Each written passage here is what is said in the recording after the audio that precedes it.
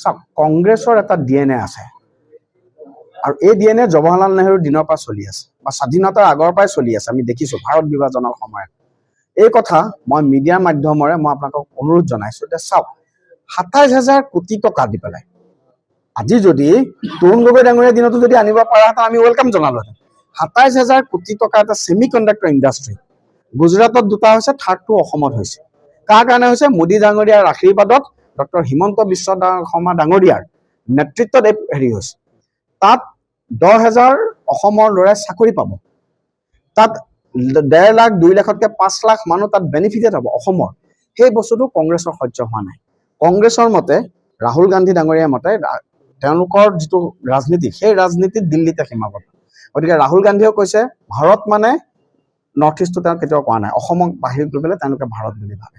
গতিকে মই আটাইতকৈ গৰিহণা দিছোঁ কংগ্ৰেছৰ এইটো জাতিদ্ৰোহী অসমদ্ৰোহী চৰিত্ৰ আছেই। ৰাহুল গান্ধী অৰিজিনেলি অসমদ্ৰোহী, তাত কোনো আচৰিত হ'ব লগা নাছিল। মল্লিকাৰ্জুন খৰ্গে কংগ্ৰেছৰ নেশ্যনেল প্ৰেচিডেণ্ট, তেওঁ পতকে স্পষ্টভাৱে কৈছে যে অসমত ৰিচাৰ্চ কৰা পৰিৱেশ নাই, অসমৰ ৰাইজ যোগ্য নহয়, অসমৰ যুৱ প্ৰজন্ম যোগ্য নহয়, ইয়াত কোনো ধৰণৰ ইণ্ডাষ্ট্ৰী আনিব নালাগে, কিয় কৰ্ণাটকত অনা নাই। এনেকুৱা এজন কংগ্ৰেছৰ নেশ্যনেল প্ৰেচিডেণ্ট মল্লিকাৰ্জুন খৰ্গেৰ পুতেক দুদিন হৈ গ'ল আমাৰ ভূপেন বৰা ডাঙৰীয়া কথাই প্ৰতি নিজৰ চোলা ফালে, গৌৰৱ গগৈ ডাঙৰীয়া কথাই প্ৰতি তেখেতে আমি জানো যে মানে তেখেতে একদম সাংসদত বিভিন্ন বিষয় লৈ পেলাই তেখেতে যেতিয়া কংগ্ৰেছৰ কথা আহে বিভিন্ন সময়ত তেখেতে বক্তব্য ৰাখে।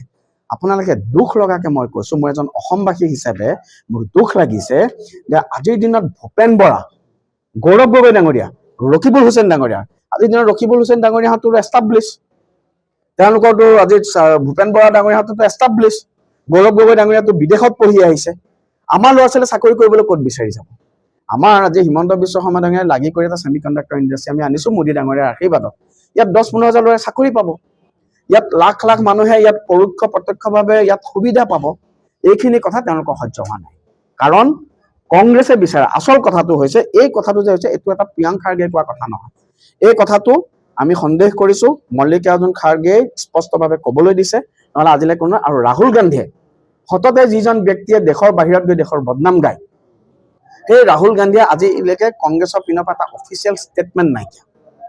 মই ভূপেন বৰা, মই আজিৰ এই মিডিয়াৰ মাধ্যমেৰে মই ভূপেন বৰা ডাঙৰীয়া, গৌৰৱ গগৈ ডাঙৰীয়া, ৰকিবুল হুছেইন ডাঙৰীয়া, প্ৰদ্যুৎ বৰদলৈ ডাঙৰীয়াকে ধৰি পেলাই অসমৰ প্ৰতি, অসমৰ মাটি পানী খাই অসমৰ মাটিত ডাঙৰ হোৱা অসমৰ কংগ্ৰেছীসকলক মই এটা কথাই কৈছো, আপোনালোকৰ যদি অলপ হ'লেও সন্মান আছে, আপোনালোকৰ যদি অলপ হ'লেও নিজৰ মাতৃৰ প্ৰতি, নিজৰ মাতৃভূমিৰ প্ৰতি দায়বদ্ধতা অলপ হ'লেও গৌৰৱ গগৈ ভূপেন বৰা ডাঙৰীয়াৰ আছে, আপোনালোকে কাইলৈ অফিচিয়েলি মল্লিকাৰ্জুন খাৰ্গেক আপোনালোকে এটা প্ৰটেষ্ট লেটাৰ দিয়ক আৰু প্ৰিয়াংক খাৰ্গেক, মল্লিকাৰ্জুন খাৰ্গেক, ৰাহুল গান্ধীক ৰাজহুৱাভাৱে অসমবাসীৰ ওচৰত আঁঠু কাঢ়ি ক্ষমা খুজিবৰ কাৰণে আপোনালোকে দাবী জনাওক। মই আজিও কৈছো ৰাহুল গান্ধী, মল্লিকাৰ্জুন খাৰ্গে আৰু প্ৰিয়াংক খাৰ্গেহঁতৰ দৰে ব্যক্তিয়ে আঁঠু কাঢ়ি অসমবাসীৰ ৰাইজৰ ওচৰত ক্ষমা বিচাৰিব লাগে। যদি তাকে নোৱাৰে ভূপেন বৰাহঁতক আমি সামাজিকভাৱে ৰাইজক বৰ্জন কৰিব লাগে। মই এইখিনি কথাই কৈছো।